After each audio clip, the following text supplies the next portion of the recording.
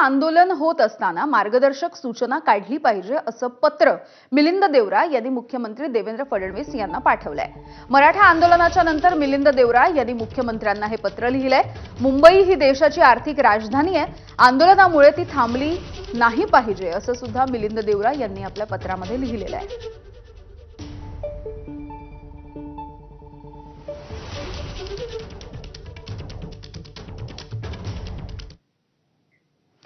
मराठी माणसाला मुंबईमध्ये येण्यापासून कुणीही रोखू शकत नाही। ही मुंबई मराठी माणसाची आहे, तुमच्या पोटात का दुखतंय असा सवाल संजय राऊत यांनी विचारला।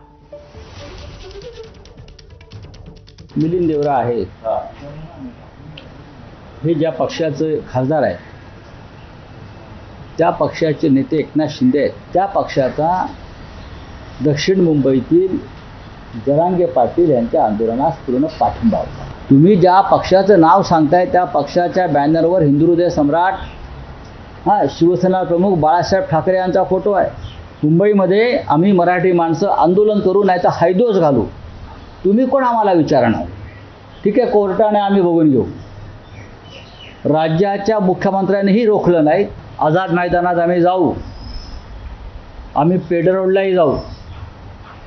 खरं म्हणजे या आंदोलकांनी पेड रोडला आंदोलन करायला पाहिजे।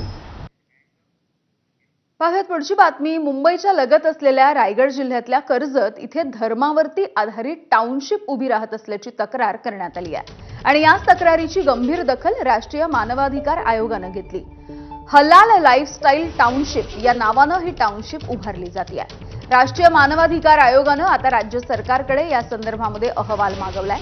धार्मिक आधारावरती विभाजन आणि भेदभाव निर्माण करण्यासाठी स्वतंत्र टाउनशिप उभारली जात असल्याचा तक्रारदाराचा आरोप आहे। सुरक्षा आणि सामाजिक हिताचं कारण देत या टाउनशिपला विरोध करण्यात आलेला होता।